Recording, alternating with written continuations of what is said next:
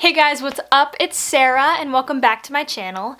Today we are talking all things college. So these are going to be like my top 5 tips, things that I've learned over the past couple of years that have really helped me get through college, and things that some of them I had to learn the hard way, but that's why I'm sharing it with you. Just to kind of give you a quick little, not backstory, but just so you know where I'm at right now. I am going to be a senior next year at St. Xavier University, and I'm going for communications with a minor in psychology. I started in psych, and then middle of my sophomore year, last year, I decided that I was going to switch it up and that communications was more my route. And this year we're coming up on like the middle of the semester, the spring semester for junior year.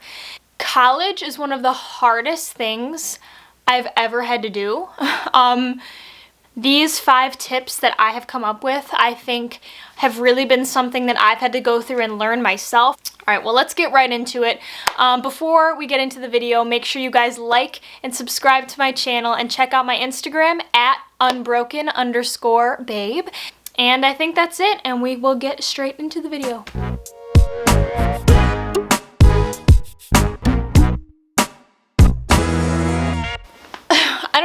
It's tough because I don't know where to begin. I have my 5 tips and they're all equally important. The first one that I think I want to start with is something that literally took me 2 years to figure out, and I am just now implementing this.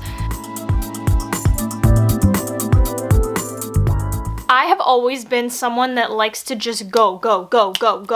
That's just been me. So I thought college would kind of be no different, and that I could just kind of jump in, I could do and work a lot and still get my schoolwork done and still have a social life and still have a relationship. And I kind of didn't really have a worry about it because it's something I've been balancing for a long time until I couldn't anymore.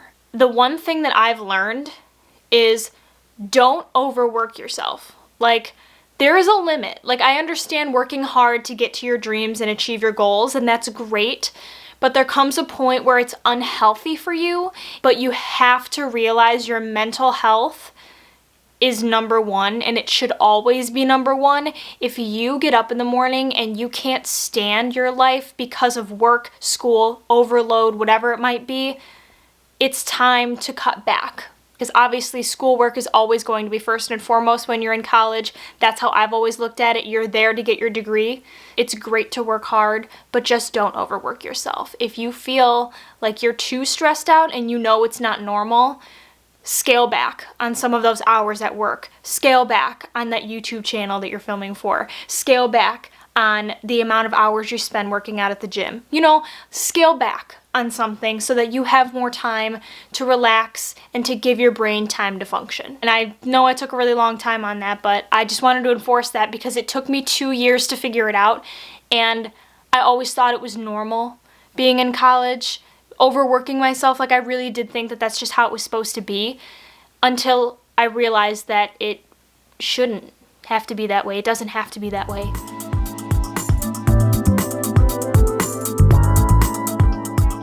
So tip number 2 is kind of piggybacking off of tip number 1, but it's also very important and just a little bit more, takes it a step further. So tip number 2 that I have is staying on top of your deadlines. I'm not one to really turn stuff in late. However, I am the type of person to do a project the night before it's due because I'm so busy doing other things, working, going to the gym. It just totally goes over my head and I forget. Staying on top of deadlines is the number 1 way to get yourself through college efficiently and successfully and with good grades. Period. It's just what it is. But the reality of it is we can't do everything exactly when we want to. So we can't just not procrastinate. However, we can minimize it and we can plan out our week ahead of time. For example, for me, Mondays are my planning days. I'll sit down on Monday and I will write out exactly what homework I have to do for that week, when it is due, and then kind of go through my brain and see, okay, so my schedule for this week, I worked this day, these hours, I know I have to go to the gym here, So when can I fit my homework in between those times? Do I have any gaps open? And I plan out when I'm going to do my homework throughout the week, because it's just so much easier to not procrastinate that way. If you break it up into little sections, oh, the only thing I have to do today is find my 5 sources for my annotated bibliography. Okay, great. You go and you do that one thing, but you're not overloading yourself with too much homework at one time.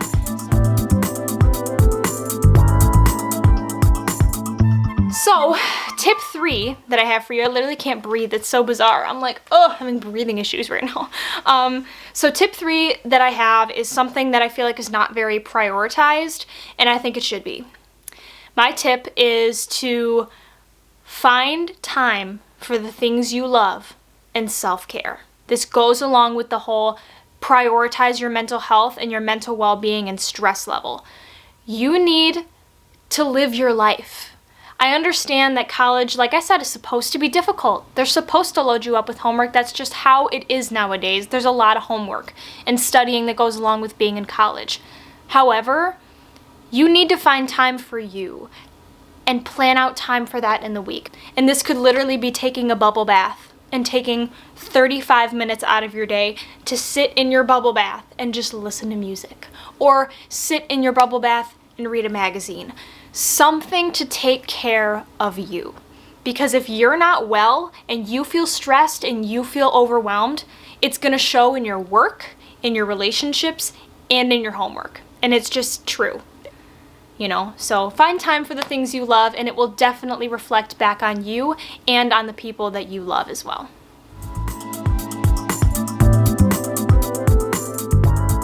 If you're someone that lives on campus, and maybe let's say you're a freshman or even a sophomore and you just started, you don't know anybody, you're like, I have no idea where anything is, I am confused, I feel overwhelmed, I feel lonely, I just left my home for the first time ever in my life. It's a big deal.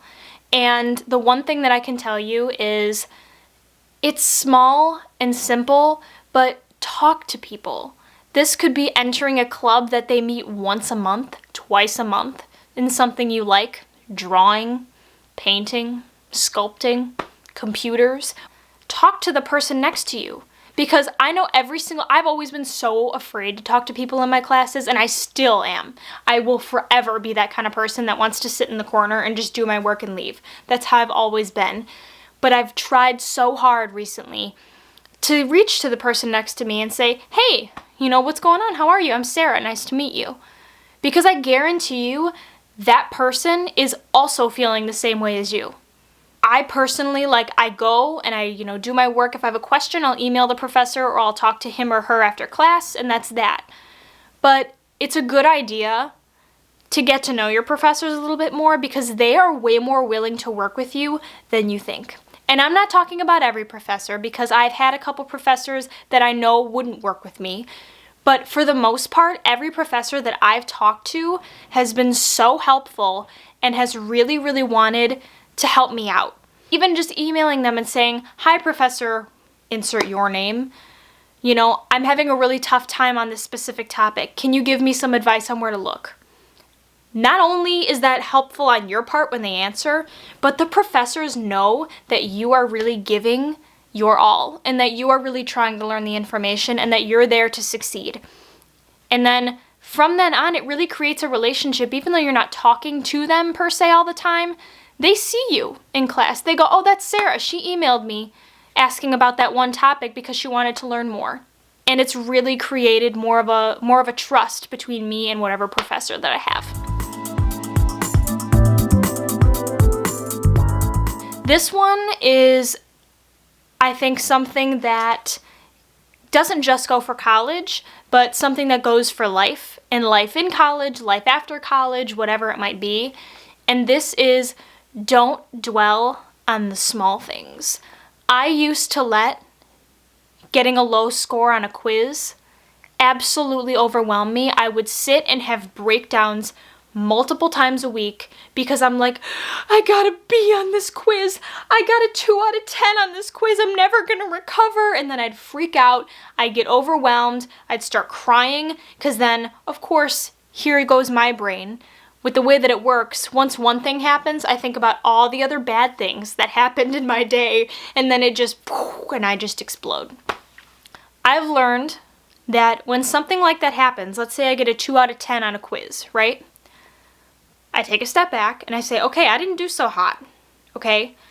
I look at the rest of the semester. Okay, there's 5 more quizzes just like this.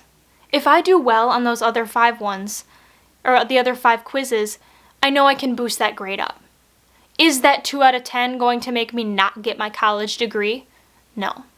I understand how it feels to be completely lost in an assignment and you feel like I'm going to get a 0 on this, or I'm going to fail it and it's going to totally kill my grade. I'm done for.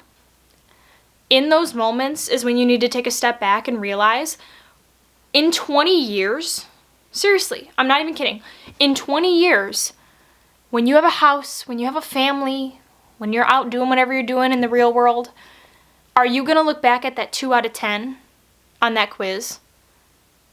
And are you going to dwell on that? Is that even going to matter in your life? No, it's not. Figure out what you did wrong, learn from your mistake, and do it better next time. Period.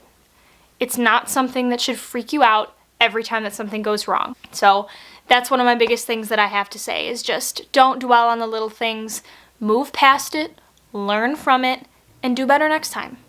There are going to be 500 other things just like that are going to happen to you in your day, in your week, month, life. It's just how it is, and we all have to learn how to deal with them because you cannot change how those little things are going to happen, but you can change how they affect you and how you react. So, okay, well those were my top 5 college tips for you. I know they were a little bit long-winded, but I really did want to get it out there because I think I've heard these things so much said to me in, bits and pieces, and I didn't really take it into account.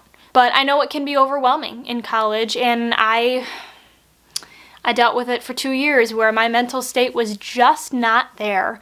And I think once I turned everything around and I realized that there is more than to just going to work and coming home and going to school and coming home. There's more, and it's just something to consider. And I know I'm rambling, but it's just like, I want you guys to know these 5 tips because they really have helped me and they seriously have changed my entire motivation, my entire mindset, and my entire life just day to day. I really hope you guys enjoyed this video. Thank you so much for sticking with me through it. I hope you can take something away from this. That's the goal. When in doubt, if you can take something from this that you can maybe apply to your everyday life because, little things make a big difference over time. That's for sure. But, alrighty. I will see you guys in my next video. Again, don't forget to like, comment, and subscribe, and catch me on Instagram. Alrighty. See you guys next time. Bye.